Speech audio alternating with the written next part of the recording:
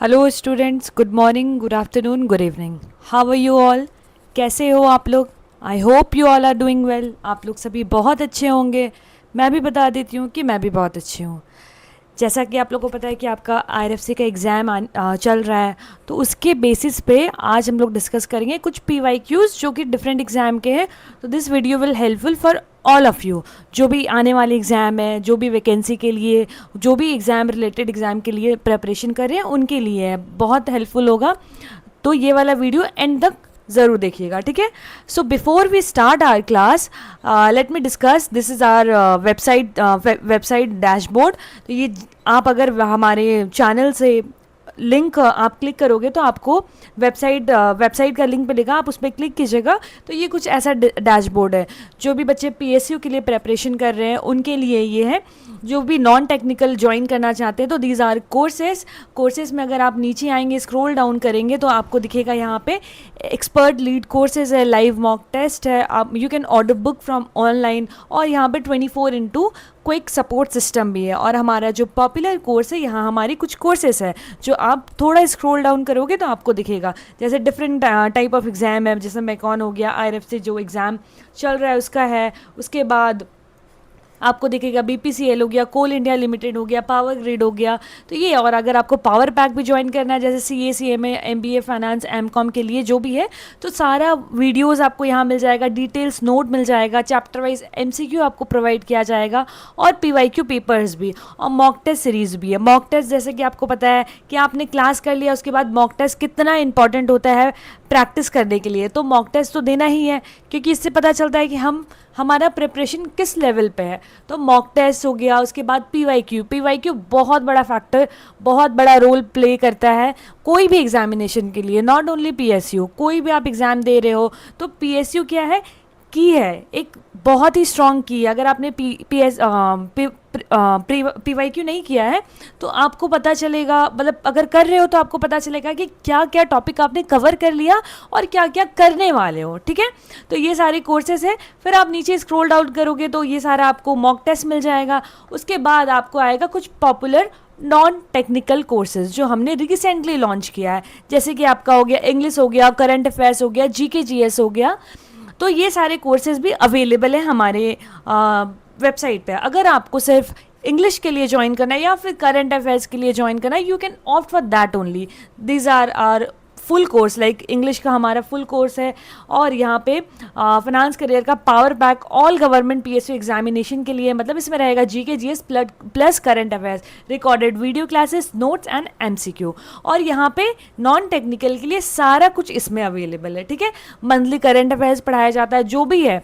हमें क्या है, सारा तो नहीं पढ़ना है। मैं आपको हमेशा यही बोलती हूँ कि हमें सिर्फ एग्ज़ाम ओरिएंटेड पढ़ना है, ठीक है? नॉलेज के लिए नहीं पढ़ना है, एग्ज़ाम क्वालिफाई करना है, ये हमारा मोटिव है, ओके? तो उस बेसिस पे हमें पढ़ना है। तो ये अगर आपको सिर्फ नॉन टेक्निकल का दिखना है तो यू कैन क्लिक हेयर, यहाँ पे आप चले जाओगे नॉन टेक्निकल पार्ट में। सी, ये आ गया हमारा नॉन टेक्निकल पार्ट। आप स्क्रॉल डाउन करोगे तो यहाँ पे आपको अवेलेबल कोर्सेज दिख जाएगा, जो भी आपको लेना है वो। चलिए स्टार्ट करते हैं आज का class without wasting any time. So आज हम लोग डिस्कस करने वाले पीवाईक्यू ही, जो जैसा मैंने आपको बताया कि पीवाईक्यू बहुत इंपॉर्टेंट रोल प्ले करता है हमारे कोई भी एग्जामिनेशन के लिए, तो इसीलिए we are discussing PYQ. So welcome back, I am Riksha Singhania, your faculty at Finance Career. चलिए स्टार्ट करते हैं। तो ये पेपर है अपना एयरपोर्ट अथॉरिटी ऑफ इंडिया, और ये शिफ्ट सेकेंड का है। 6 तारीख को हुआ था 2025 में ये एग्जाम। स्टार्ट करते हैं विद इंग्लिश। वेट,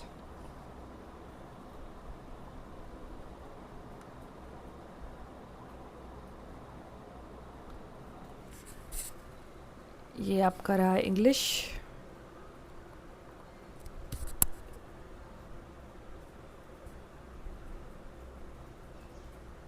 आरसी आपके एग्ज़ाम में बहुत इंपॉर्टेंट रोल प्ले करता है। आप लोग को लगेगा कि टाइम टेकिंग है, कैसे होगा नहीं होगा, तो आरसी का टेक्निक होता है। मैंने पहले भी डिस्कस किया है कि कैसे आरसी को सॉल्व किया जाता है।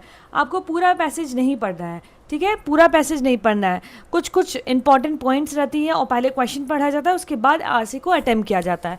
चलिए स्टार्ट करते हैं। फर्स्ट क्वेश्चन क्या देखते हैं। Select the most appropriate option to fill in the blanks. The company dash transition of renewable energy sources setting an example for others in the industry.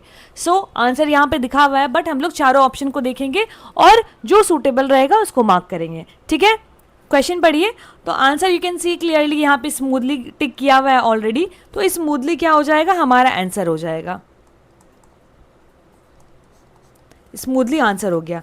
तो क्या हो गया, we need an adverb here. क्या the company, ये हम क्या हो गया, नाउन हो गया. तो नाउन को जो क्वालिफाई करे वो हमें क्या चाहिए, यहाँ पे एडवर्ब चाहिए. तो स्मूथली हो गया, क्योटिकली हो गया, आर्बिट्रेटली हो गया, हेजिटेंटली हो गया. तो आंसर क्या होगा, स्मूथली होगा. ठीक है, तो यहाँ पे हमें क्या एडवर्ब चाहिए, क्योंकि यहाँ पे डिस्क्राइब कर रहा है हाउ कंपनी ट्रांजिशन, कंपनी कैसे ट्रांजिट किया. ठीक है, कंपनी कैसे ट्रांजिट किया, तो स्मूथली ट्रांजिट किया. ठीक है, तो स्मूथली क्या होता है, स्मूथली विदाउट प्रॉब्लम. मतलब क्या हो गया, स्मूथली किसी भी बिना प्रॉब्लम के साथ क्या हुआ, कंपनी ट्रांजिशन किया. ठीक है, क्या हुआ, क्योटिकली. क्या क्योटिकली मतलब क्या होता है, क्योटिक में आता है आपका कंफ्यूजन. अगर आप कोई भी चीज़ क्योटिकली शिफ्ट कर रहे हो या ट्रांजिशन कर रहे हो तो उसमें कंफ्यूजन रहता है. और आर्बिट्रेट में क्या होता है, रैंडमली. इसमें क्या होता है, रैंडमली आपने कर दिया, रैंडमली कर दिया. और हेजिटेंटली मतलब आपने हिचकिचाया और फिर किया, मतलब फियर है आपके अंदर, डाउट है. क्या है, फियर है आपके अंदर, डाउट है, तो उससे. तो स्मूथली क्या हो गया, बिना किसी प्रॉब्लम के, बिना किसी कंफ्यूजन के आपने क्या किया, कंपनी को ट्रांजिशन किया टू रिन्यूएबल एनर्जी सोर्सेस. तो ये क्या हो गया, answer one is the correct answer. ठीक है, तो setting an example for others, setting an example for others मतलब क्या हो गया, मीन्स ट्रांजिशन वॉज सक्सेसफुल. तो कोई भी एग्जाम्पल वो सेट कर दिया, अपना एग्जाम्पल अदर्स के लिए इंडस्ट्री में, कि बिना किसी रोक टोक के, बिना किसी फियर डाउट के कंपनी क्या किया, शिफ्ट कर गया रिन्यूएबल एनर्जी पे. ठीक है, so smoothly is the correct answer. ठीक है, और अगर आप एग्जाम्पल देखना चाहें इसी से रिलेटेड तो एक एग्जाम्पल मैं आपको देती हूँ. The event was conducted smoothly. जैसे बोलते हैं ना, the event was conducted smoothly. और एक एग्जाम्पल आप सोच सकते हैं, आप अपने से सेंटेंस फॉर्म करके मेरे को कमेंट सेक्शन में बताइए. एक और सेंटेंस बताइए आप. मैं एक और बताती हूँ. सी स्मूथली हैंडल द सिचुएशन. उसने क्या है, स्मूथली कोई भी सिचुएशन को क्या किया, हैंडल कर लिया एकदम स्मूथली. बहुत क्योस था मान लीजिए, but she handle the situation smoothly. ठीक है, अब आते हैं नेक्स्ट क्वेश्चन पे. Next question is antonym based. Select the most appropriate antonym of the underlined word in the given sentence. आपको यहाँ पे क्या पूछ रहा है वो अच्छे से पढ़ना है. ठीक है, हालांकि यहाँ पे हाईलाइटेड रहता है, बोल्ड लेटर में लिखा रहता है, बट फिर भी बहुत बारी क्या हो, ये इंस्ट्रक्शन पढ़ने में ही स्टूडेंट क्या कर देते हैं, गलती कर देते हैं. क्या करते हैं, गलती कर देते हैं, तो गलत ऑप्शन टिक करके आते हैं. तो हमें क्या करना है, इंस्ट्रक्शन अच्छे से पढ़ना है. यहाँ क्या पूछ रहा है, एंटोनिम पूछ रहा है, एंटोनिम पूछ रहा है. ठीक है, तो क्या है, the sailor grew restless as their ship lay becalmed. Becalm के बारे में पूछ रहा है. बी क्लेम का अपोजिट क्या होता है, in the middle of the ocean. तो agitated, as you can see answer marked है यहाँ पे. तो बी क्लेम मतलब क्या हो गया, एनीवन, बी क्लेम मतलब क्या हो गया. अब आप सेंटेंस को अच्छा से पढ़िए. The sailor grew restless as their ship laid becalmed in the middle of the ocean. तो करेक्ट आंसर क्या हो गया, एजिटेटेड. मतलब क्या हो गया, बी क्लेम का काम.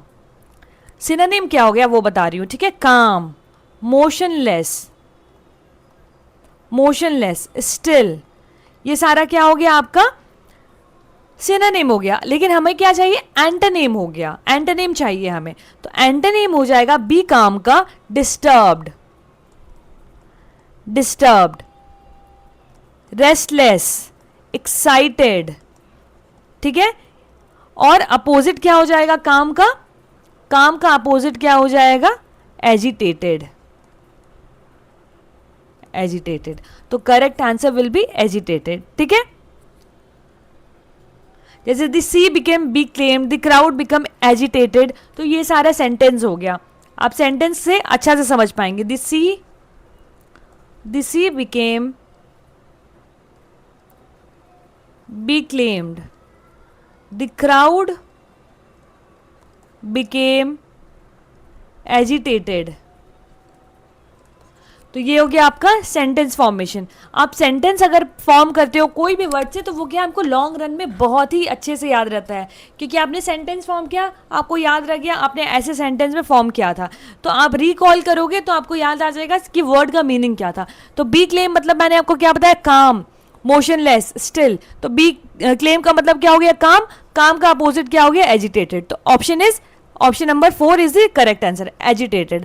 एंटोनिम क्या बोला, डिस्टर्ब, रेस्टलेसनेस, रेस्टलेस, एक्साइटेड. तो ये सारा क्या हो गया आपका एंटोनिम हो गया. आइए नेक्स्ट क्वेश्चन की तरफ बढ़ते हैं. Question number 3 is select the incorrectly spelled word in the given sentence.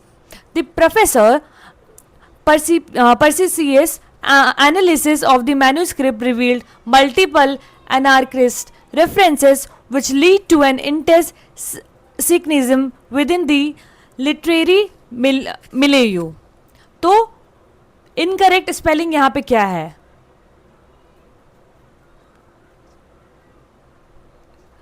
पर्स्पिकेसियस है या फिर मिलियोलियो है या फिर एनार्किस्ट है या फिर ऑप्शन नंबर 4 है, बताइए. ऑप्शन नंबर 3 यहाँ पे मार्क है, ठीक है. तो आप देखेंगे कि आपको देख रहा है यहाँ पे ऑप्शन 4 दे दिया, यहाँ पे सेंटेंस दे दिया और ऑप्शन 4 दिया है यहाँ पे, ठीक है. आप चारों ऑप्शन में आपको ये देखना है कि कौन सा वर्ड इनकरेक्ट है. तो आपको देखना है कि फर्स्ट वन करेक्ट है या नहीं है, सेकंड वन करेक्ट है या नहीं है, थर्ड वन करेक्ट है या नहीं है. फोर्थ यहाँ पे आंसर मार्क है क्योंकि ये इनकरेक्ट है. अब आगे बढ़ते हैं.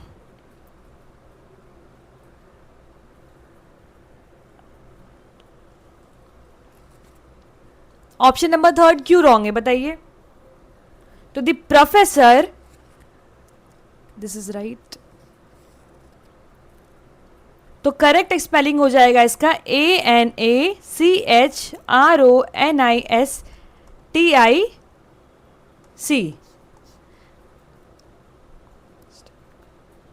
ओके.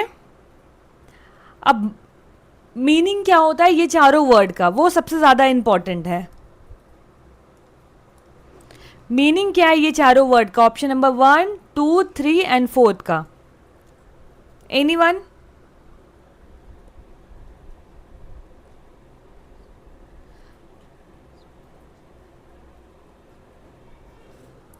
बताइए. पर्स्पिकेसियस मतलब क्या होता है बताइए. तो पर्स्पिकेसियस मतलब होता है वेरी इंटेलिजेंट, वेरी इंटेलिजेंट, ठीक है. ऑप्शन नंबर 3 जो हमारा इनकरेक्ट था, एनार्कोनास्टिक मतलब क्या होता है, बिलोंगिंग टू रॉन्ग टाइम. क्या है, बिलोंगिंग टू रॉन्ग टाइम.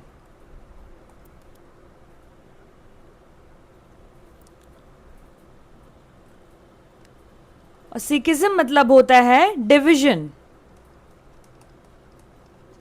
ठीक है. सिकिज्म मतलब होता है डिविजन. और मिलियो होता है रिलेटेड टू एनवायरमेंट, एनवायरमेंट, ठीक है. जैसे कि एग्जाम्पल मैं आपको एक सेंटेंस फॉर्म करके बताती हूं. Using mobile phones in a Mughal era movie is anachronistic, ठीक है. अनार्कोनेस्टिक. तो ये चारों वर्ड आपको अच्छे से देखना है. थोड़ा सा टफ वर्ड है तो आपको अच्छा से देखना है. ये चारों वर्ड आपके लिए न्यू हो सकता है, तो आपको ये वर्ड का मीनिंग अच्छे से याद रखना है और स्पेलिंग अच्छे से याद रखना है, ठीक है. Next is select the option that can be used as the one word substitution. ठीक है, वन वर्ड सब्सटीट्यूट. आपको इंस्ट्रक्शन अच्छे से पढ़ना है. वन वर्ड OWS का क्वेश्चन है ये. ठीक है, OWS का क्वेश्चन है ये. For the given group of word and phrase the government by a single person with absolute power. आज ही मैंने ये वाले गवर्नमेंट रिलेटेड जो भी OWS है वो टेलीग्राम चैनल पे मैंने शेयर किया. जो भी आप लोगों जिन्होंने भी टेलीग्राम चैनल ज्वाइन नहीं किया है, लिंक है डिस्क्रिप्शन बॉक्स में, जाइए टेलीग्राम चैनल ज्वाइन कर लीजिए. वहाँ पे लेटेस्ट अपडेट आपको मिल जाएगी और जो भी रिलेटेड मोस्ट इंपॉर्टेंट क्वेश्चंस है और PYQ है वो मैं डेली बेसिस पे शेयर करते रहती हूँ, तो उससे आपको पता चलेगा. आज ही मैंने शेयर किया है वन वर्ड सब्सटीट्यूट में गवर्नमेंट रिलेटेड जो भी OWS है, वन वर्ड सब्सटीट्यूट. ठीक है, तो a government by a single person with absolute power क्या हो गया? सिंगल. ठीक है, ऑटो मतलब क्या होता है? सिंगल. इंग्लिश में रूट वर्ड बहुत काम आता है, तो ऑटो मतलब क्या हो गया? सिंगल. ठीक है, सिंगल. तो यहाँ पे सिंगल पर्सन मतलब क्या हो गया? आप एलिमिनेशन लगाइए. ठीक है, democracy. India is a democratic country क्योंकि यहाँ पे we choose the head of our country. तो डेमोक्रेसी मतलब क्या? जनता का मत. ऑलिग्रेसी मतलब कुछ लोग. मोनार्की मतलब जो चलते आ रहा है. और ऑटोक्रेसी मतलब सिंगल. तो एलिमिनेट करो आप और आपको अपना ऑप्शन, करेक्ट ऑप्शन मिल जाएगा. ठीक है, तो government by a single person with absolute power is autocracy. तो ऑटो मतलब हो गया आपका सेल्फ, सिंगल, जो भी आप बोले. और क्रेसी मतलब होता है, क्रेसी है रूट वर्ड. ठीक है, रूट वर्ड का मतलब हो गया. ठीक है, क्रेसी में, रूट वर्ड में क्रेसी का मतलब क्या होता है? मतलब रूल और गवर्नमेंट. ठीक है, ऑटोक्रेसी मीन्स हो गया one person rule with ultimate power. One person ruled with ultimate power. ठीक है, और आप देखेंगे अब डिफरेंस क्या है. मोनार्की मतलब क्या हो गया? जो चलता आ रहा है, मैंने बोला जैसे किंग हो गया, क्वीन हो गया, वो सब हो गया मोनार्की. ठीक है, मोनार्की मतलब रूल बाय किंग और क्वीन, जैसे आप USA में, UK में देखते हैं किंग एंड क्वीन. डेमोक्रेसी मतलब people rule by the people. Oligarchy मतलब हो गया फ्यू पीपल रूल, कुछ लोग चलाते हैं यहाँ पे. ठीक है, ऑटोक्रेसी मैंने बता दिया कि एक ही आदमी रूल करता है. अब एक सेंटेंस देख लेते हैं.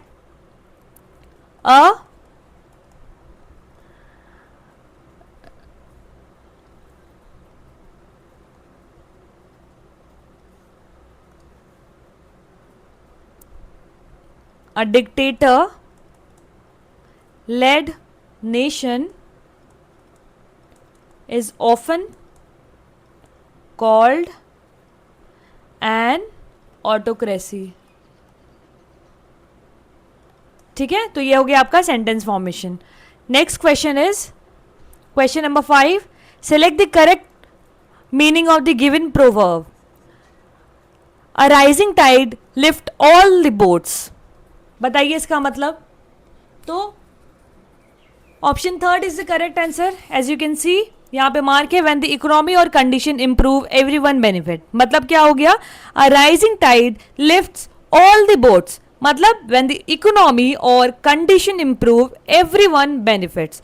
मतलब if the water level rises, मतलब आपका कोई भी जब वाटर लेवल राइज करता है तो सारा बोट राइज करता है साथ में. ठीक है, अगर मान लीजिए ये ओशन है, नदी है या वाटर है. ठीक है, वाटर है, ये राइज किया, इसका लेवल, वाटर का लेवल क्या हो गया? राइज किया. तो यहाँ पे जितनी सारी boat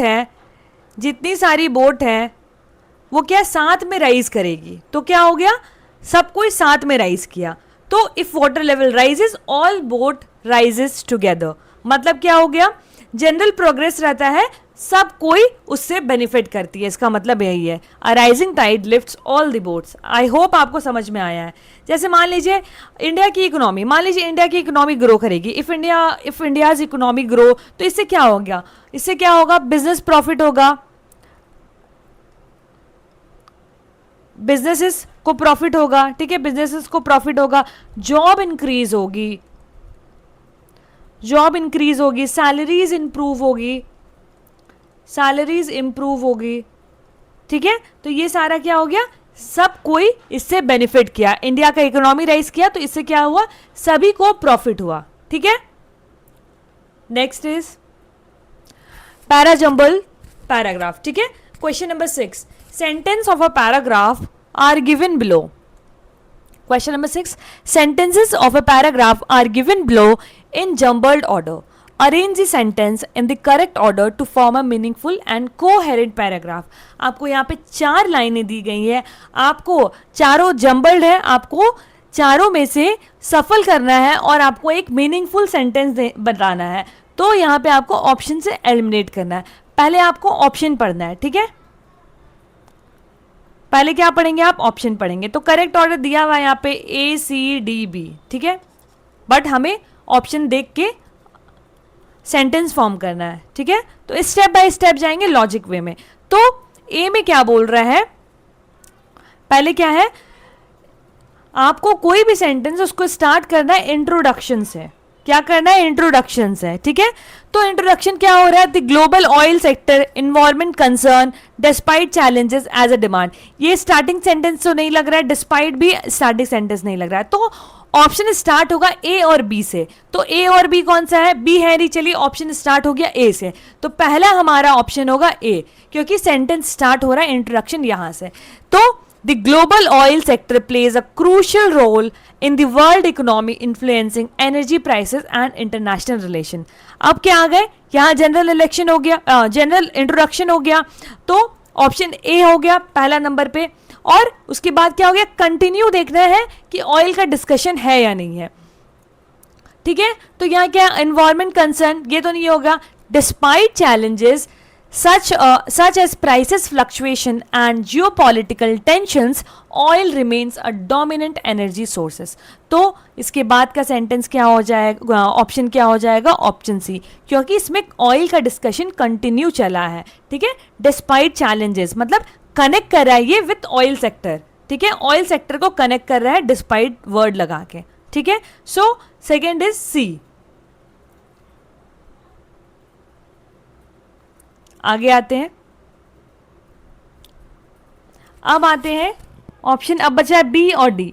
environment concern as a demand for alternative, पहले क्या होगा, डी में क्या बोल रहा है यहाँ पे, it talks about the future adaptation. क्या बोल रहा है ये, फ्यूचर में कैसा अडेप्टेशन होगा।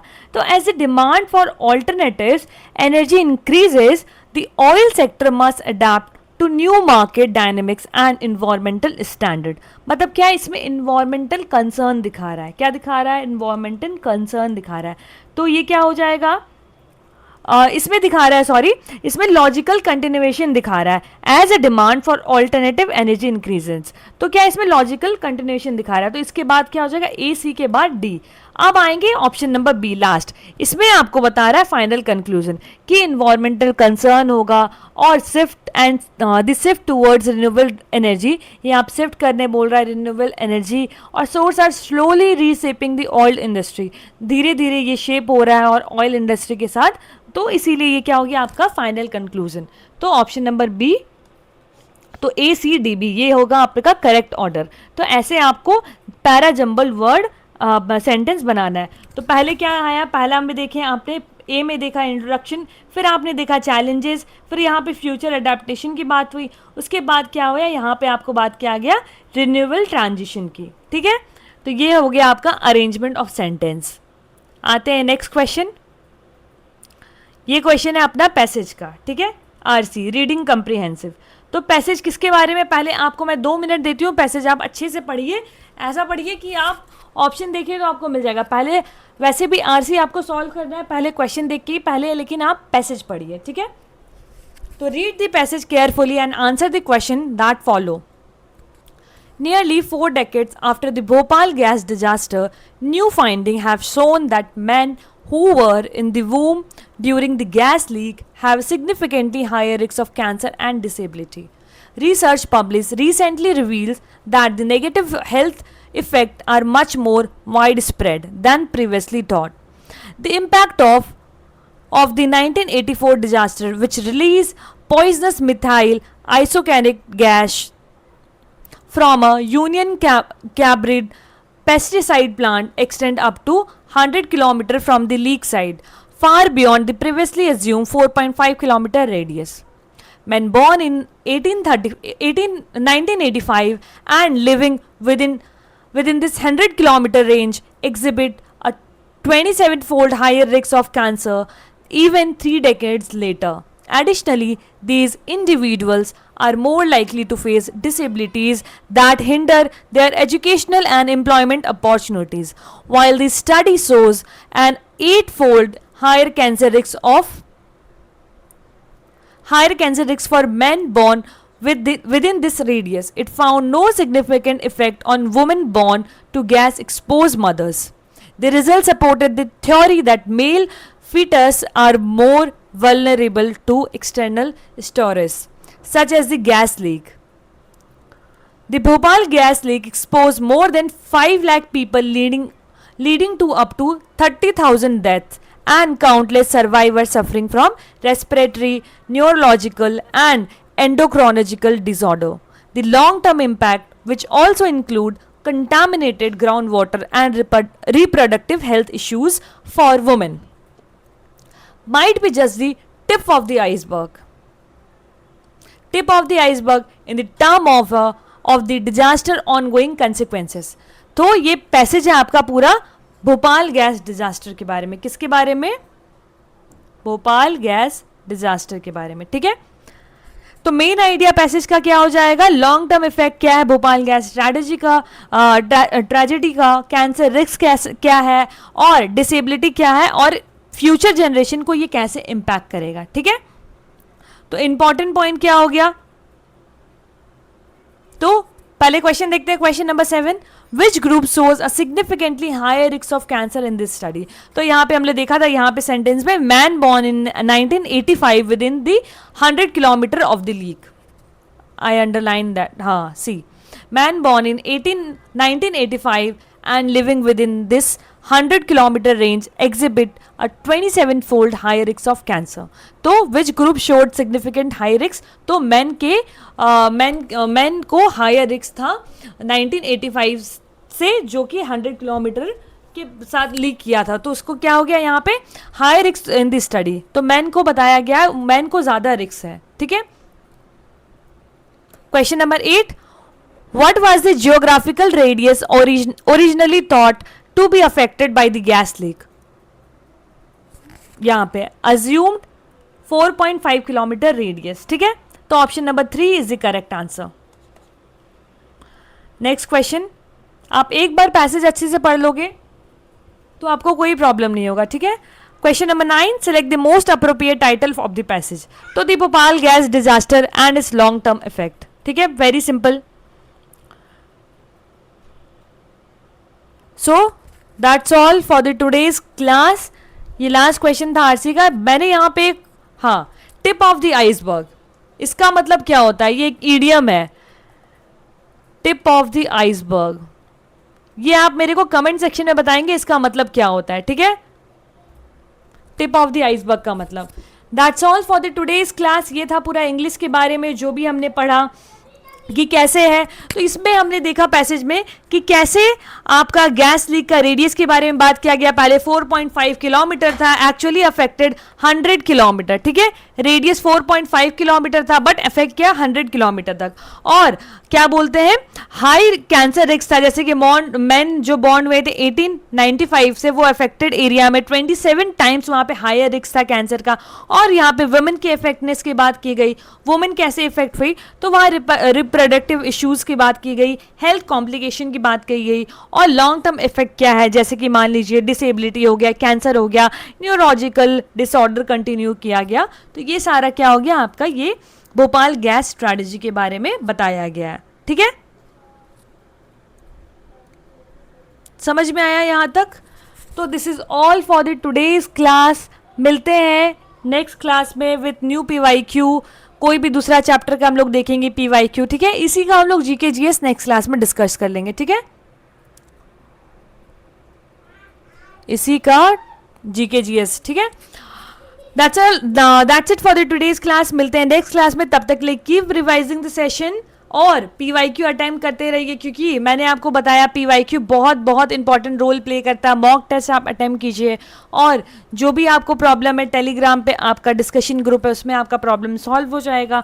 और टेलीग्राम चैनल ज्वाइन कीजिए, क्योंकि वहाँ पे मैं लगभग PYQ ही आपको सेंड करती हूँ, तो आपको कोई ना कोई क्वेश्चन वहाँ से ही मिल जाएगा, ठीक है? तब तक के लिए आप अभी ये वीडियो देखिए और मिलते हैं नेक्स्ट क्लास में। Thank you.